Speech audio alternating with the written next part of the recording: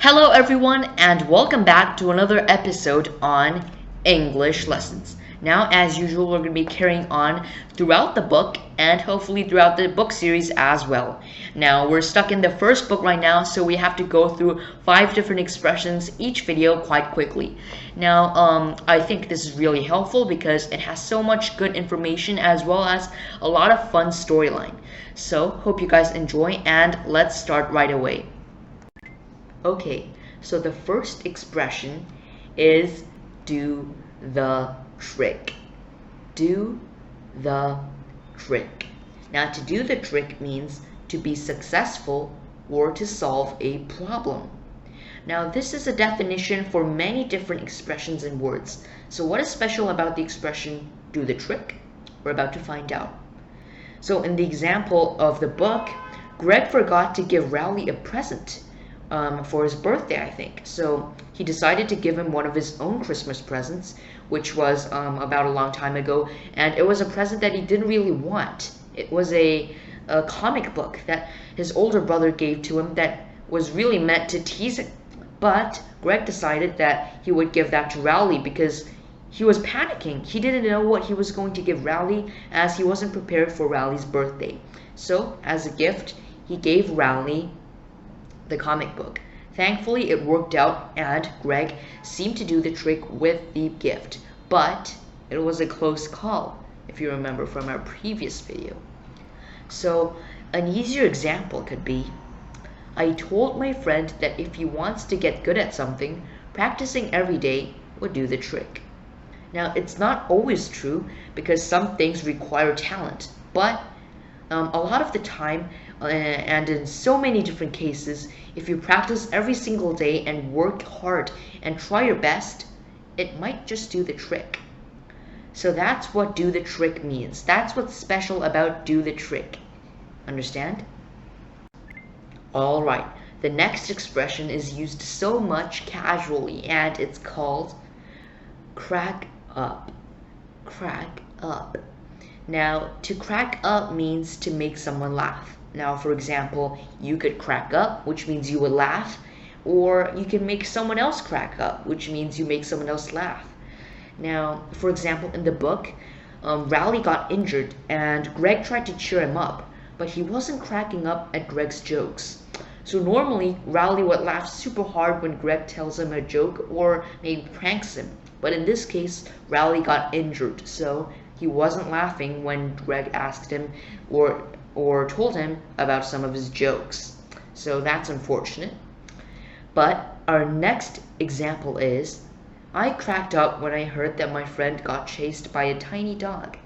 Now in this case, I was laughing super hard because I just realized that my friend got chased by a little dog. And of course, some people are scared of animals, and it makes sense, but I just found it funny that my friend was running away from someone from an animal which is way smaller than him, which is probably about 1/10 of his size. So yeah, that's another reason I could crack up. Alright, our next expression is a bit complicated, and you have to know exactly how to use it. So it is called cash in on. Cash in on. So basically, cashing in on something isn't always good. It's sort of like a negative action. Now basically, cash in on means to take advantage of a situation for yourself. So when you take advantage of something, it basically means to use it for you and against someone else. It doesn't necessarily have to be against someone else, but it always means that it's good for you, that it's something positive for you, and it might be something that isn't always as good for others. For example, in the book, Greg tries to cash in on some of Rowley's new popularity, but it backfires. Now, I really like this sentence because it has 2 expressions that is really useful. The first one, obviously, is cash in on. So, the reason Rowley was popular was because he got an injury and people started coming to him to ask questions on why was he injured. Now, Greg was the one who injured Rowley, but he tried to cash in on some of his popularity because Greg wants to be popular at school.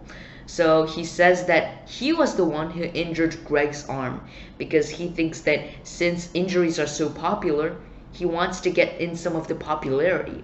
But it backfires. It backfires. Now, you know when you're shooting a gun, you normally want the gun to shoot forward, but in this case, backfires. It means that you're shooting backwards, which is not what you want, which is the opposite of what you want.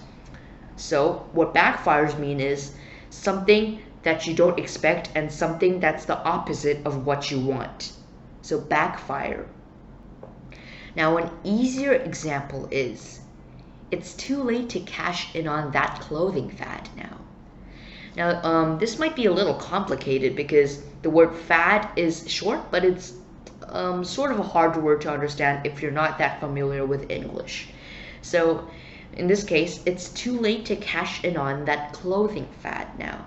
Now what a fad is a sort of recent popularity that doesn't go on for a long time. It just sort of ends, which is why it's called fad, because it can fade, which is F-A-D-E, which you added E at the end. So a fad fades. That's what you could use to memorize the word fad. So basically, it's maybe a person is telling the other guy that it's too late to cash in on that clothing fad now, which means that you can't dress like that anymore. Like, that clothing fad is unpopular now. So, for example, if it was really popular to wear a cap or a hoodie, but nowadays you don't do that because it's fad. It's over now. So, it's too late to cash in on that clothing fad now. You can't wear that type of clothes anymore. It's weird and no one does that anymore. So cash in on. Cash in on. The next one is quite funny and I really like this expression, which is called lift a finger. Lift a finger. Now the funny thing about this expression is that the expression really means make an effort. Now, as you can tell, lifting a finger isn't really that hard, so you're not making an effort. So that's an easy way you can memorize the expression, lift a finger, which means to make a effort. Now, for example, in the book, Greg decides to join the safety patrols, which is a sort of, how should I say this? It's sort of when middle schoolers sign up to help kindergarteners walk back home, or maybe to help others do something else. It's basically a community where older kids help out younger students. So the safety patrols, Greg decides to join the safety patrols.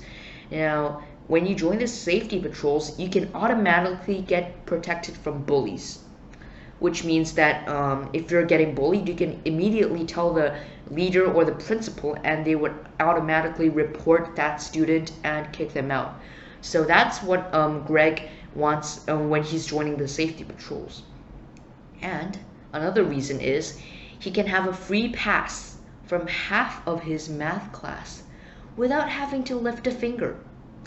Now, in this case, Greg also wants to join the safety patrols because in the morning he gets to miss half of his math class without even having to do anything, without even having to lift a finger. So that's a fun way to learn the expression lift a finger. Our next example is, the children never lift a finger to help around the house. Now this is something the mother would usually say in the house, where the children would never do a single thing to help out or maybe do chores like wash the dishes or even other basic stuff like doing the laundries or even doing your homework. So the children never lift a finger to help out. So that's what lift the finger means. Alright, our final expression is slack off. Slack off. Now basically, slack off means to do something with less energy than before and not trying as hard. Now simply the word slack just means to not try as hard and to kind of be lazy, to slack, which means that you can use your full energy and be successful in something, but you're not because you're slacking off. You're doing something lazily. Now, for example, in the book, ever since Greg became a safety patrol, as we talked about, he started slacking off during studies. So, since he was a safety patrol, he started missing classes and he started getting lazy with what he was doing. With his work, with his assignments, he started to slow down and start to being lazy. So, Greg starts to slack off. Another example, a simpler example could be, I've really slacked off in math class for the past month because I was discouraged that I couldn't solve the equations.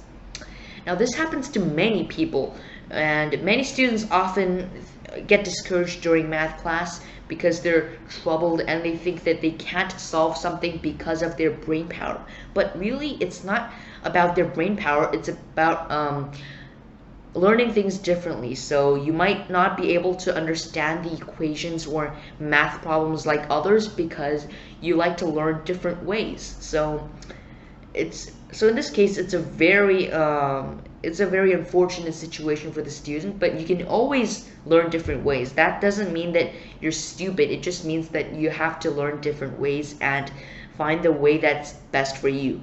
So in this case, I really slacked off in math class for the past month because I was discouraged. You should never slack off during studies just because you feel like you can't do something. Always find a different way, even when you're studying English, especially when you're studying English. So that's all the expressions, and hope you guys learned something new. Thanks for watching. If you enjoyed, please subscribe and contact me if you have any more suggestions.